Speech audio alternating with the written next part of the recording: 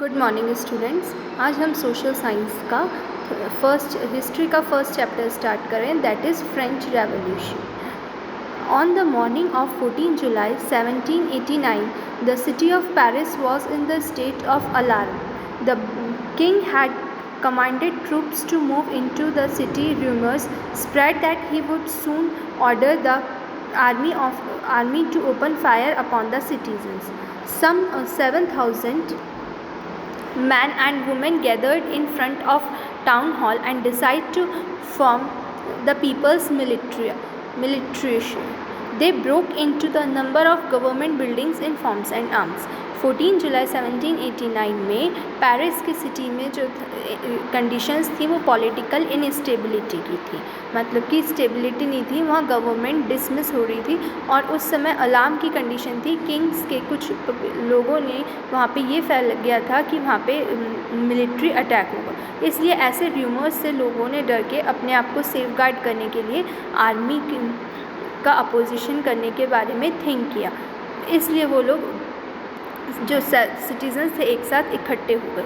Some 7,000 man and women gathered. कहाँ इकट्ठे हुए थे? Town hall. टाउन हॉल वो प्लेस होती है जहाँ उनका सारा एडमिनिस्ट्रेटिव वर्क होता था सिटीज़ का। And decide to form peoples militia मतलब कि ग्रुप जो डिफेंड करने के लिए बने। They broke into number of government, और उनने कितनी ही गवर्नमेंट बिल्डिंग्स थी जिनको तोड़फोड़ कर दी और उनके अंदर घुस गए ताकि वो आर्म्स यानी कि वेपन्स को जो उनके उसके वॉर करने के लिए जो वेपन्स थे वो ढूंढ सकें ताकि finally a group of several hundred people march towards the eastern part of the city and storm the fortress prison the Bastille where they hope to find the hoarded ammunition. Finally उन काफ़ी सारे लोगों ने एक eastern part था country का जहाँ पे सारा एडमिनिस्ट्रेटिव वर्क होता था और वहाँ बेस्टले प्रिजनर भी थी जिसमें उनको शक था, उनको ऐसी कुछ खबर मिली थी कि वहाँ पे उनको वेपन्स मिल सकते हैं, तो वो वहाँ तक भी पहुँच गए और वहाँ तोड़फोड़ की। In the armed fight that allowed the commander to Bastille was killed and the prisoners released. और क्योंकि उन्हें वहाँ अपने मन मर्जी से उनको मतलब प्रिजनर्स को कैद कर रखा था, उनको भी वहाँ से आज़ाद कर दिया, फ्री कर दिया। Though there were only 7 of them commanders in the armed fight that followed. The commander of the Bastille was killed. जो कमांडर था उसको भी किल कर दिया था।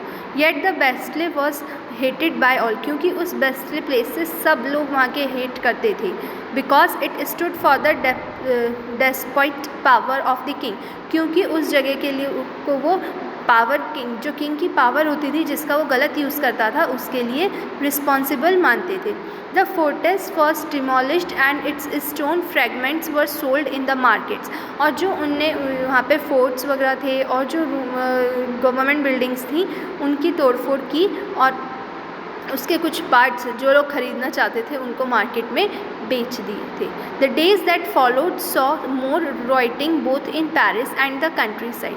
इस समय जो पेरिस के कंट्री था और सारे स्टेट से वहाँ की हालत अच्छी नहीं थी, अलार्मिंग स्टेज थी। Most people were protesting against the high price of bread.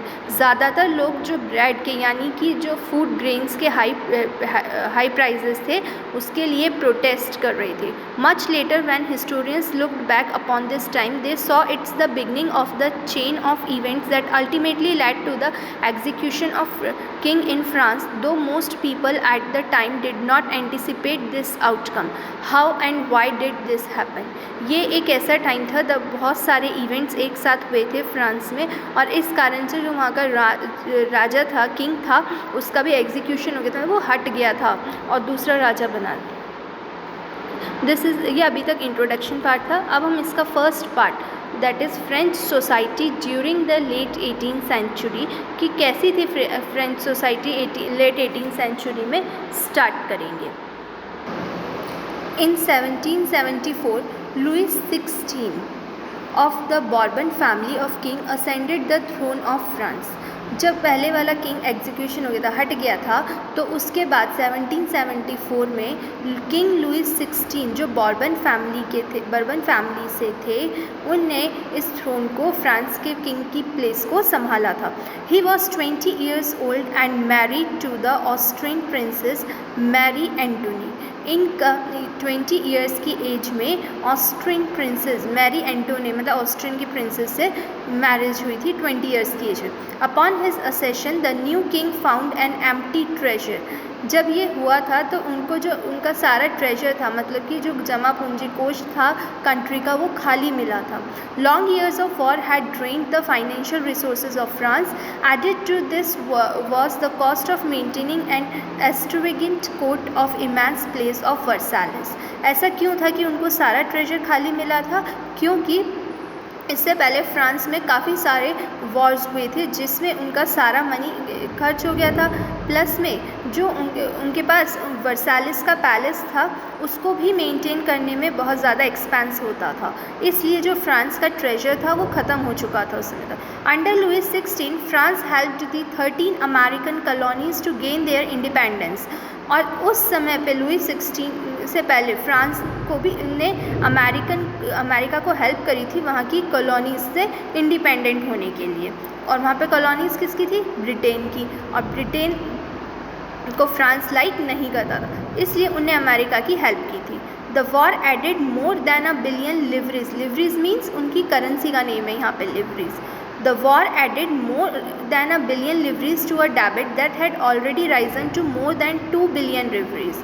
मतलब कि अब जो उनका टैक्स था, जो उनके ऊपर डेबिट था कि उन्हें दूसरी कंट्रीज से मनी लिया था, वो और ज़्यादा बढ़ गया था। Lenders who gave the state credit now began to charge 10% interest of loan. और वो अब उनसे 10% इंटरेस्ट ले रहे थे।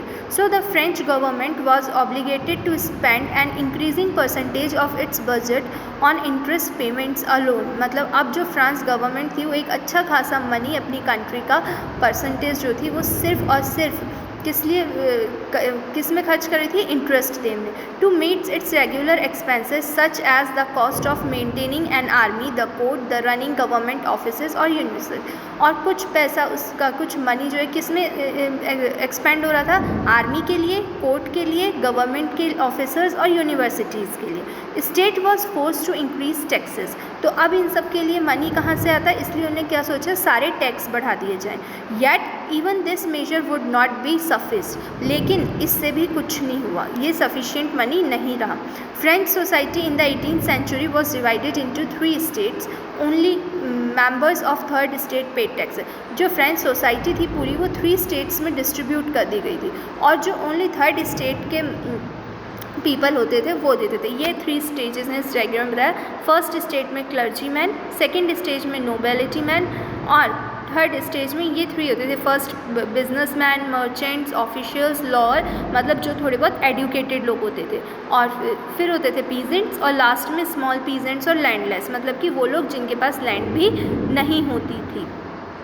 और सारा टैक्स कौन पे करते थे? थर्ड स्टेट वाले। The society of state was a part of a federal system that dated back to the middle ages. The term old regime is usually use to describe the society and the institutions before 1789। Figure 2 shows how the system of states in French society was organise. Figure 2 में बताया है कि जो French की पूरी society है वो कैसे ऑर्गेनाइज थी, जो हमने देखा कि 3 स्टेजेस में डिस्ट्रीब्यूटेड थी। Peasants made up about 90% of the population. जो 90% पॉपुलेशन थी वो पीजेंट्स की थी। How ever only a small number of them owned the land and they cultivated. उसमें से कुछ ही, लेकिन 90% में से ऐसे नंबर थे जिनके पास खुद की लैंड थी और वो कल्टिवेशन करते थे। अदरवाइज़ ज़्यादातर लोग ऐसे थे जो दूसरों की, जो रिच मैन की लैंड होती थी उस पर कल्टिवेशन करते थे। About 60% of land was owned by nobles, church and other rich man and third state. मतलब 60% लैंड जो थी वो किसने ओन कर रखी थी? चर्च मैन होते जो क्लर्जी मैन और नोबल मैन ने। The members of the first 2 states as the clergy and the nobility enjoy certain privileges by birth। जो क्लर्जी और नोबैलिटी वाले स्टेट के मैन होते थे वो बाय बर्थ, मतलब बर्थ से ही कुछ फैसिलिटीज़ को एंजॉय करते थे, जैसे टैक्स पे ना कर। The most important of these was exemption of paying taxes.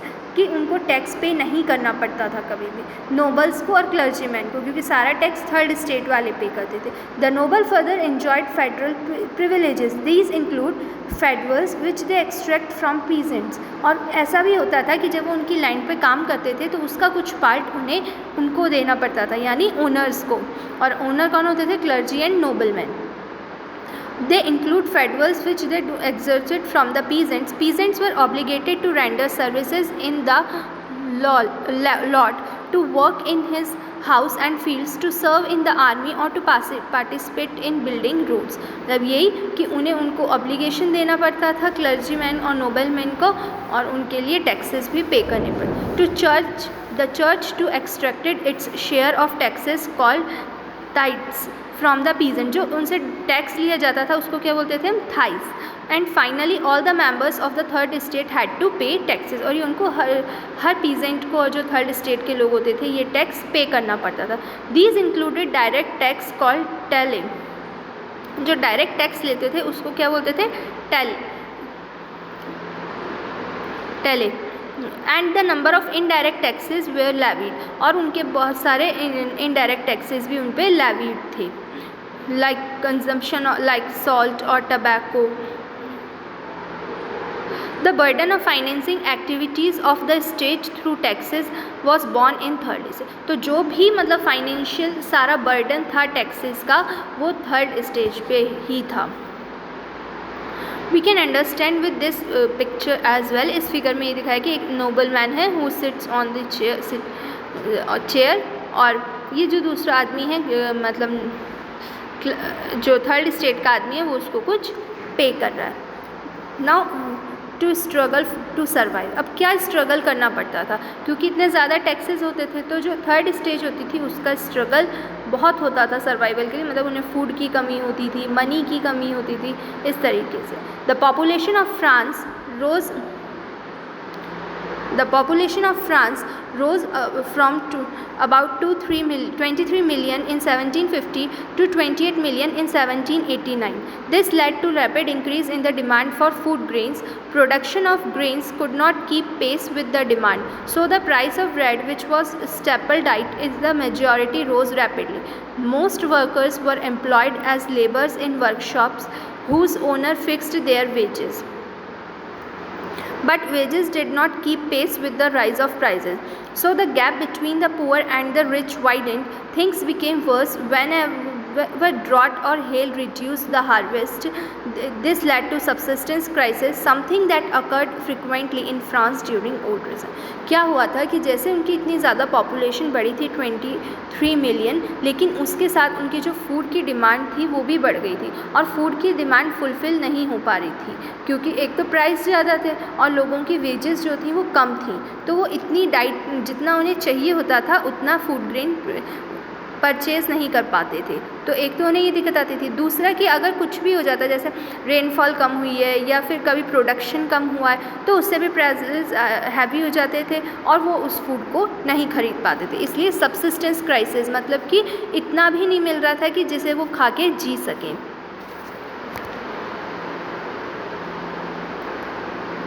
Growing a middle class envisages end to the privileges. In the past, peasants and workers had participated in revolts against increases taxes and food security. अब हमने देखा कि पहले जो food थी वो कितनी food की भी स्केर्सिटी रहती थी और टैक्सेस भी बहुत ज़्यादा थे, but they lacked the means and programmes to carry out full scale measure that would bring about the change social and economic order. This was left to those groups within the third state who had become prosperous and has access to education. ये उस societies के साथ होता था, specially third state में, जो पढ़े लिखे नहीं होते थे, जो एजुकेशन नहीं ले पाते थे.